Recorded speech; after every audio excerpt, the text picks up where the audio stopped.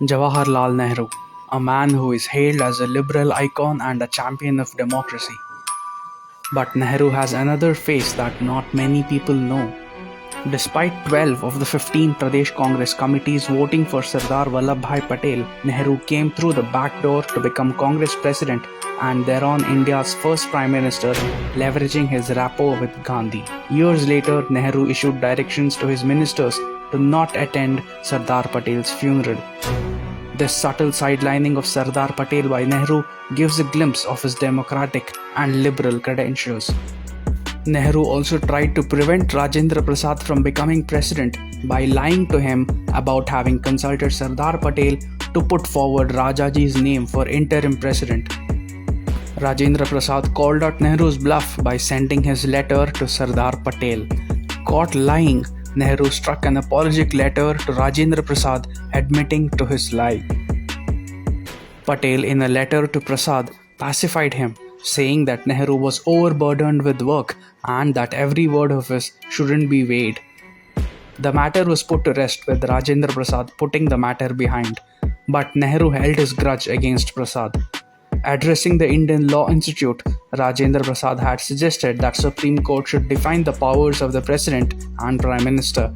Nehru was so annoyed by this speech that he forced the chairman of the institute to not circulate Rajendra Prasad's speech. By doing so, the freedom of speech was denied to the President of India himself by Nehru. There are several such incidents that shatters the image of Nehru being the beacon of democracy that he is portrayed to be. It was Nehru who introduced the first amendment to the constitution to curb free speech in a bid to crack down on political opponents and the press critical of his government. In 1950, Romila Thapar's brother, Romesh Thapar, criticized Nehru in his journal Crossroads. Nehru banned the journal. The RSS mouthpiece organizer was gagged and its publishers prosecuted by the Nehru government for carrying articles critical of the Nehru-Liaquat Pact. Both organizer and Romesh Thapar went to the Supreme Court and won the case.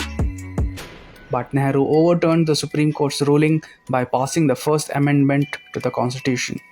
Nehru's government passed the draconian Press Objectionable Matter Act 1951 that put severe restraints on the press, much like the Vernacular Press Act imposed by the British. Ads to Times of India were discontinued for speaking against government policies. Not just organizations, individuals too were targeted. Poet and lyricist Majroo Sultanpuri was jailed for a year for a poem that he wrote critical of Nehru, comparing him with Hitler. Civil servant A.D. Gorwala, a vocal critic of Nehru who wrote columns for Times of India under the pseudonym Vivek, was discontinued at the insistence of Nehru. In another incident, the late Gandhian thinker Dharampal had penned an open letter to the members of parliament asking for Nehru's resignation on moral grounds for leading India to a humiliating defeat in the war with China.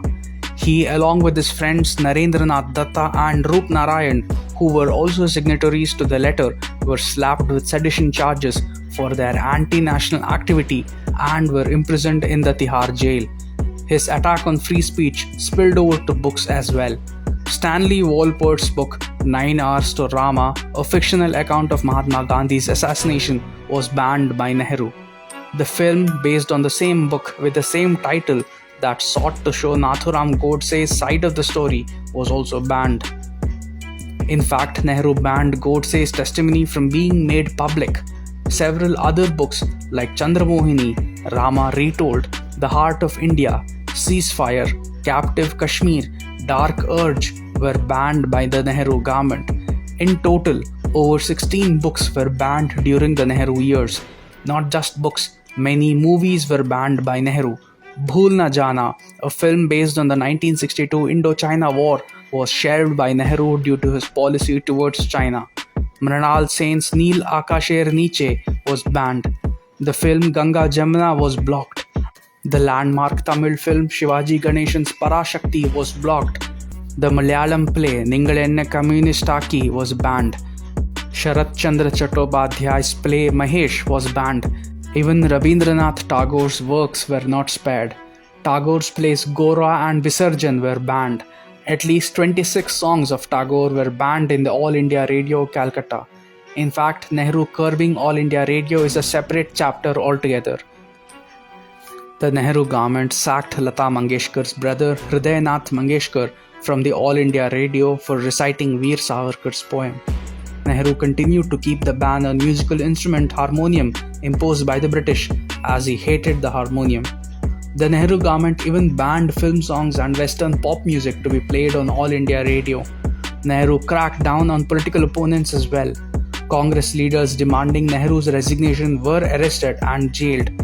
In 1959, Nehru, at the insistence of his daughter Indira Gandhi, whom he had elevated as the Congress president that year, toppled the first ever non-Congress government that was formed under communist leader EMS Namboodiripad in Kerala. He also proved to be a man of short temper. In late 1934 or early 1935, Nehru, who was addressing a public meeting in Delhi, slapped a man standing near the mic and started shouting at him as if something terrible had happened. But it was just the mic which had faulted. When the mic started working again, Nehru was heard saying, "The leaders of the Congress in Delhi are low-bred, mean and mindless people. I have told them time and time again not to invite me if they cannot make proper arrangements. But they pay no heed." In another incident, Nehru was being escorted by a cordon of Congress volunteers after addressing a meeting. When people came forward to take a glimpse of him and touch his feet, Nehru started slapping with both his hands and kicking with both his feet at people who came near him. Such has been the attitude of Nehru to a common Indian. So the next time Nehru apologists hail him as the epitome of liberalism and democracy, remind them of these instances that exposes Nehru's true colors.